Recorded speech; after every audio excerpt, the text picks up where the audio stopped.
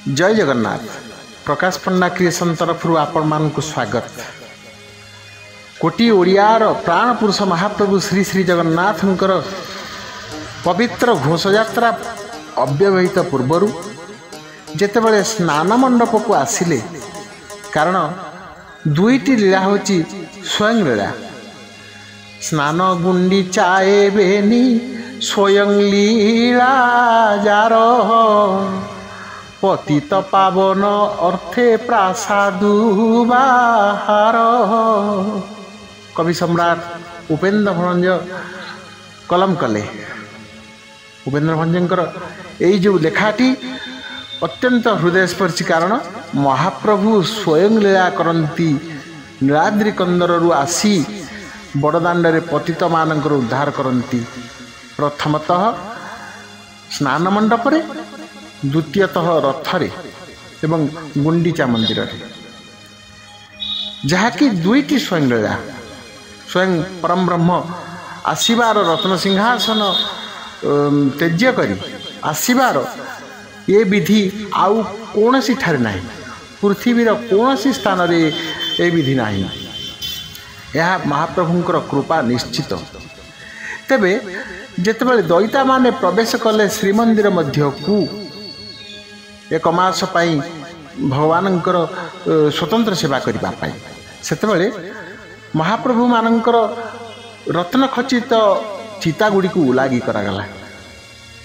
तापरे महाप्रभु आसिले एवं स्नान कले, तापरे अनवसर रहिले एवं तापरे रथ यात्रा मध्य करागला एवं नीलाद्रि विजय हेले, नीलकंदर को गले, किंतु चिता लगी नथिला। एई चिता लगी अमावास्या रे महाप्रभुंकर मध्याह्न धूप परे चिता लागिबो, जहाँकि बड़ ठाकुरंकर नीला चिता, माँ सुभद्रांकर सुवर्ण रे मणिखचित चिता एवं महाप्रभु जगन्नाथंकर 7टी बेढ़ भितर 225टी रत्न मध्य ब्रह्मज्योति हीरा, जहाँकि अति मूल्यवान। कल्पना करें ना आपण मैंने कौन सी माने जहुरी माने आपको कौन सी भाव तुलना करें ना आर मूल्य केते। तेबे जहा यही चिता को धारण करी महाप्रभु 1 वर्ष पर्यंत पुनराय रत्न सिंहासन रे पूजित हेबे। सी तो स्वयं रत्न, सी तो कालिया सुना, तांकु की सुनार किए सजेब? तांको श्रीअंग स्पर्श पाई मध्य ये रत्न गुड़िक सुंदर दिशुंती। यह ही भाविबा हम जेमिति महाप्रभु को पाई फूल पवित्र एवं फूल मध्य पटुका थिबा मध्य सी पवित्र, नले पटुका को किए पचारता। यही न्याय रे आज भगवानंकर स्वतंत्र चिता लगी अमावास्या। यही अमावास्या रे चितौ पिठा करिवार एवं चितौ पिठा को भोग अर्पण करिवार विधि अछि।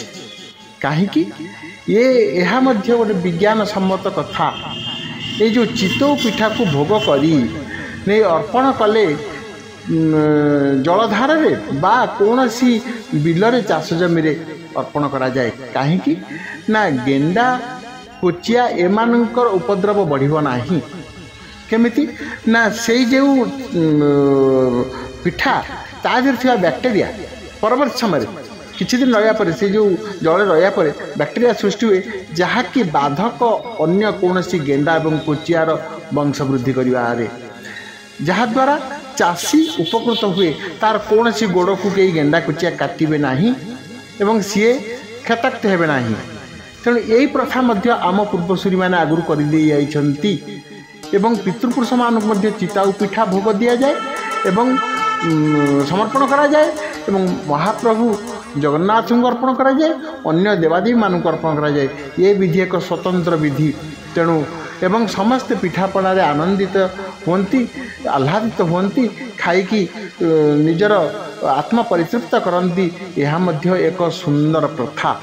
तेणु यही चिता लगी अमावास्या सुंदर भाव समस्ते पालन करंतु एवं ओडिशार परंपरा को बंचे रखु संस्कृति बंचे रखु यह ही आज अनुचिंता। जय जगन्नाथ जय जगन्नाथ जय जगन्नाथ।